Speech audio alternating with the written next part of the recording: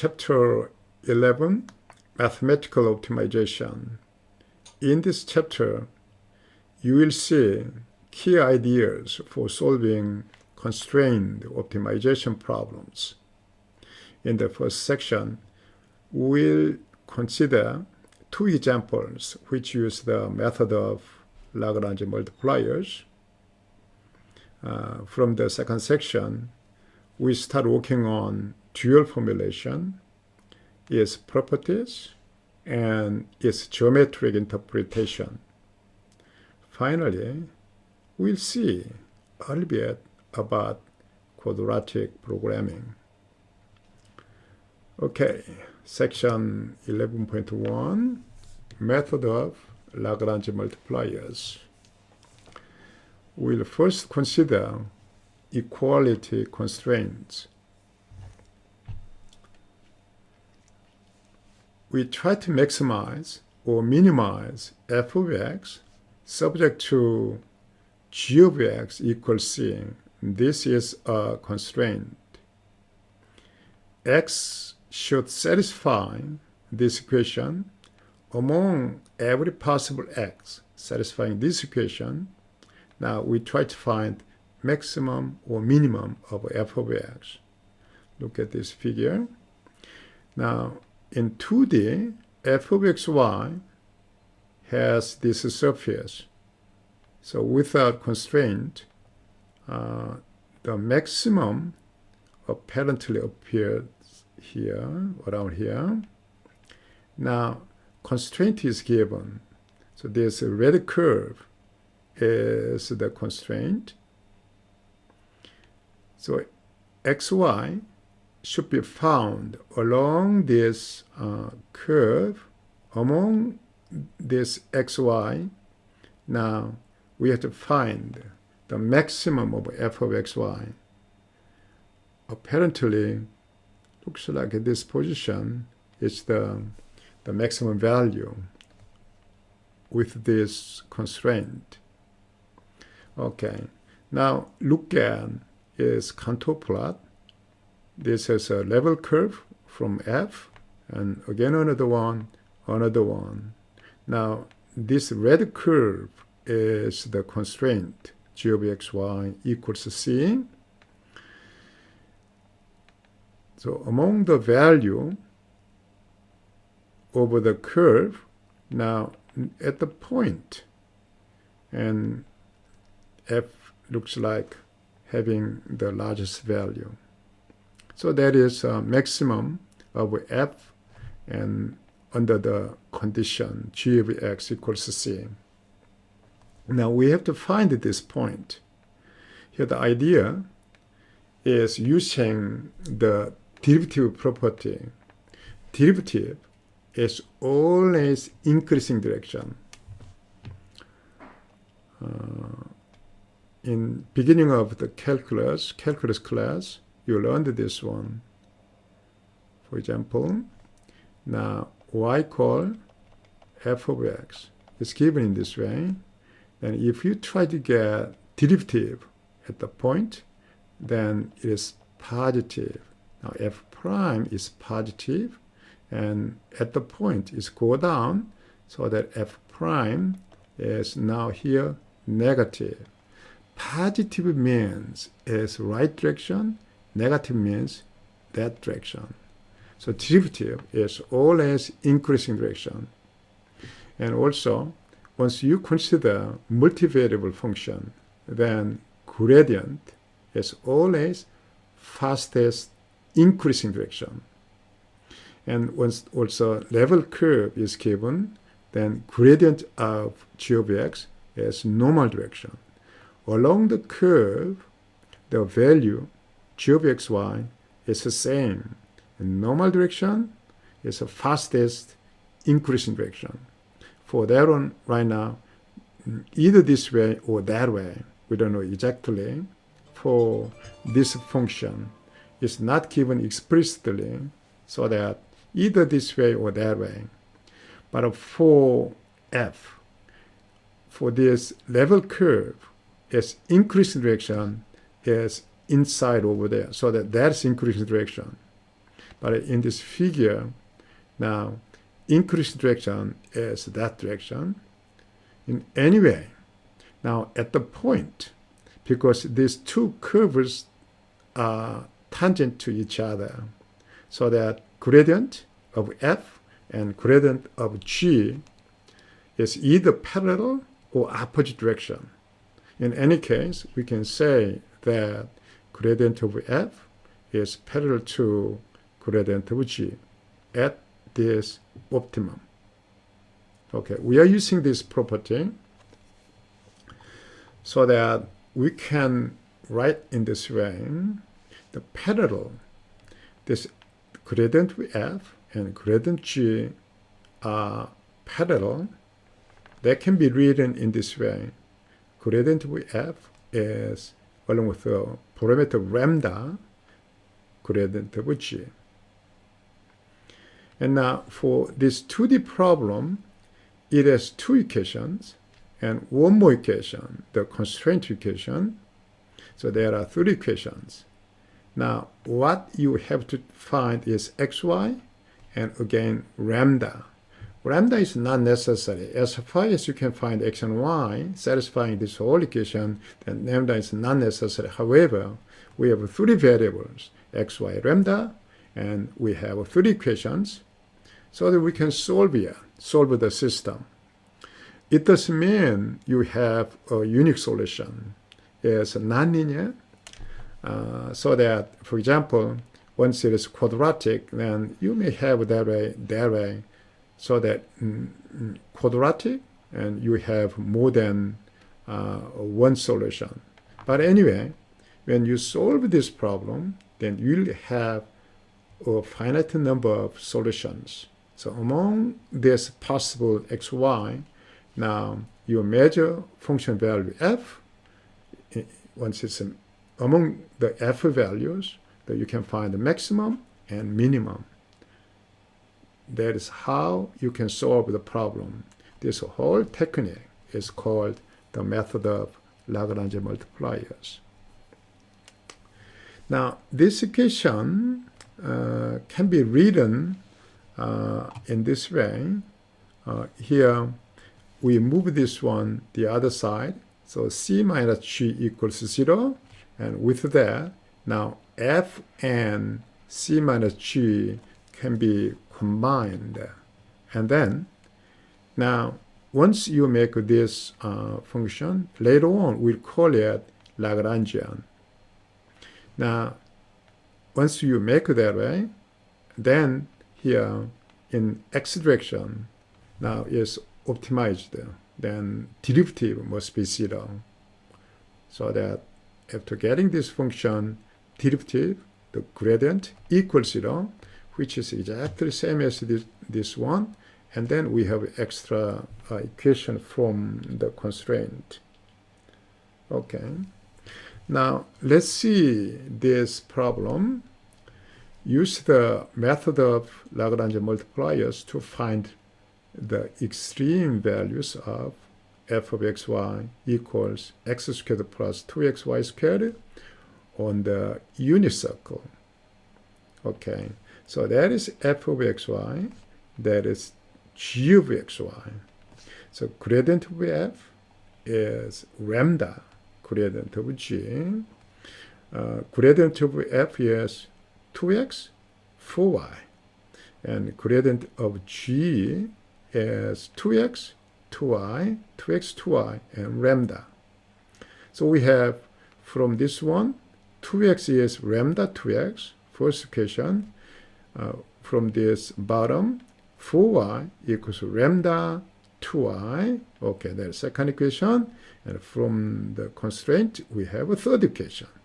We have to solve this system of equations. Now, from equation 1, we have now, okay, we move everything to the other side. Then there's 2x and 1 minus lambda equals 0. So that either x is 0 or lambda is 1. So we reach this conclusion. Okay, now consider case by case. X equals 0. then x equals 0, then the goal or the purpose of the computation is to find xy. So use directly number 3, equation number 3, and once x is 0, then y squared equals 1, which means that y is plus or minus 1. Now, the second case is lambda equal 1. Lambda is 1. Then equation 2, lambda is 1. Then equation 2 becomes 4y equal 2y. This is only possible when y equals 0. Now y equals 0, then from equation 3, now x is plus minus 1 from here. Okay? So we found 4 points, x is 0 and y is plus minus 1. Okay, let's try to visualize these points. We have the circle, the constraint of radius 1. Now x is 0, y equal plus minus 1 is here and here. Of course, this is 1. Now y equals 0 and x is plus minus 1. Okay, so we have these 4 points.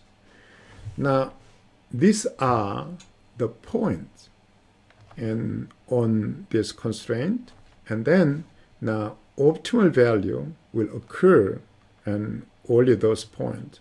Okay, so by using the point at the point, let's try to evaluate the function value f. Okay, for this point, now x is minus 1, so 1, y equals 0, so that, okay, at the point, okay, let's try to use red pen. At the point, f is 1. Same way, over there, you can easily see f is 1. Now here, y is 1, then f value must be 2, and x is 0, so it must be 2. F is 2, even though y is minus 1, again, f is 2. So along the curve, f value has minimum 1 at these 2 points and maximum 2 at those 2 points. Okay, so that's the solution. Now, okay, you can find algebraically the solution for this problem.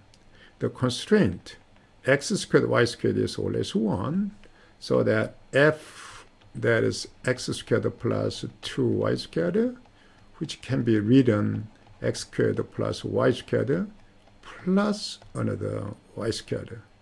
That must be 1, so that is 1 plus y squared. Once the constraint is considered, then it's always 1, so that 1 plus y squared. So you can see now the value along x-axis must be 1, and in both ways it's increasing, so that at this point the value must be 2. You can see it quite easily from this equation. Okay? But anyway, the method of Lagrange multipliers is this one. Okay, now we'll go to another example. It's toy example, inequality constraint. Okay, now let's try to solve this problem. Minimize x squared, subject to x is larger than or equal to 1. See this figure? This is y equal x squared. And we try to minimize this function when x is larger than or equal to 1. So only this side. You can easily see that when x equals 1, the minimum value is 1. Quite easily. We know already the solution. Let's try to use Lagrange multiplier technique to find the solution. Okay. Now we rewrite the constraint. So I wrote down this one here x minus 1 is larger than or equal to 0. But usually, in theory, we'll later on try to use that inequality less than or equal to 0. And of course, this can be written in this way. Multiply negative 1, so 1 minus x. In fact, these are the same, right? So we'll try to use later on this one. But anyway, at this moment, we'll use that. Okay. Now, it's moved to one side, and we combine them. Yes, x squared, and along with a parameter alpha, this is a Lagrange multiplier, and x minus 1, and along with this, the coefficients are negative. But once you start with this one, that will be positive. Anyway, and you have to decide these coefficients very nicely. And later on, you'll see how you can decide this sign. But once you combine this way, then it's called Lagrangian. And the reason earlier I said this one, okay, and parallel, okay, gradient of f and gradient of g are parallel. So that factor can be written in this way, but this can be gotten from this one. So the objective function, original one, and constraint combined along with the Lagrange multiplier, and then later on we try to get gradient. Then we can reach this one. Okay, so here this combination along with Lagrange multiplier alpha, that is called Lagrangian or Lagrangian objective. Okay, that is original objective. This is Lagrangian objective. Now, after getting this one, we consider this problem. This is minimum, maximum. Now, minimum over x is original problem. Now, maximum over alpha is another one, and we try to maximize in over alpha for this Lagrangian. And with the constraint alpha non-negative. Now, first thing we'll do is this original problem and that problem are the same. That's what we try to do first. Okay. Now, okay, here, and okay, for this Lagrangian, and we consider only the maximum part, alpha non-negative. So we try to consider this portion only. Now, x is larger than 1, then this will be positive. And that is here, of course, alpha must be non-negative. So the maximum is possible only when alpha is 0. Alpha is non-zero, then value will be negative. So only the possible maximum whole value is 0 when alpha is 0. So once x is larger than 1, now the constraint is requiring x is larger than or equal to 1. So once it's larger than 1, then this problem is the same as original one. And what if we have x equal 1? Then it is 0. No matter what alpha is, it doesn't matter. Just this value is 0, so that this extra term is 0. So that again, the Lagrangian becomes original objective. Now finally, when x is less than 1, then now x is less than 1, then this portion is negative. And along with this negative, So it's positive and alpha is non-negative. So once alpha is increasing, the value will go to infinity. So that along by choosing alpha very large, becoming larger, we reach at infinity. However, now when x is larger than or equal to 1, we know that the Lagrangian has x squared is same as x squared, and then now minimization of x will have a value, finite value, so that minimization part will try to choose the other one. So that once it is happening, then minimization part will not make this happen. So that eventually, once you have x is less than 1, so outside the constraint, then the algorithm will try to push x so that x is larger than or equal to 1. So try to select the other part by pushing x now becoming larger than or equal to 1. I try to explain this one very roughly, but later on you'll see mathematically it is quite clear. So here mean is the major optimization, the power. It has a major power, so it is a kind of boss. So that this boss is trying to push x, and inside there's a feasible zone. As x is larger than or equal to 1, this zone is a feasible zone for x. Outside, and you cannot get x out of this feasible zone. The constraint must be satisfied. Okay? So mean part is both, and now min x forces max part over alpha to behave. So constraint will be satisfied. Once constraint is satisfied, then this minimax problem is same as original optimization problem, right? Okay. So we'll see more mathematically later on.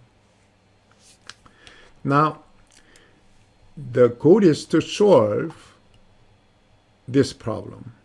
We know that there's minimax or min-max problem is the same as original the optimization problem. So we have to solve this problem to find the minimum of f of x. Okay. Okay, this is so same as original problem, so that this minimax problem, we call it the primal problem. And here, of course, the Lagrangian is x squared, original objective, and the combination along with the constraint term using the Lagrange multiplier. Now, to solve this problem, we consider dual problem. The dual problem is simply formulated by changing order. So rather than min, max, we are considering max, min. Of course, max must be over alpha, min must be over x. So change order of min, max, and to be maximum, then that is called the dual problem. Now, when we try to solve the problem, first we consider mean part. Assume this is minimized. Then, now Lagrangian, okay, this is a Lagrange dual function. It has, once it's optimized, then along with this mean optimization, once it's optimized, then once you try to make the derivative and along the x direction with respect to x, then the value must be 0. Okay, let's do that. So that is exactly now earlier, okay, we try to do this combination and then derivative.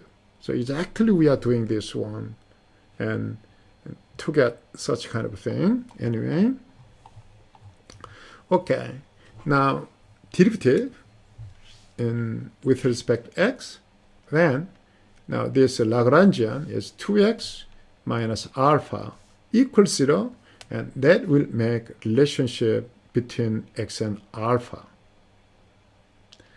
So once it is optimized, then anyway, the mean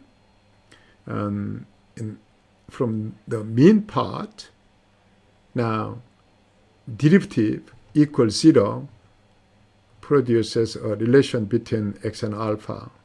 So now x can be replaced by alpha over 2 in this Lagrangian.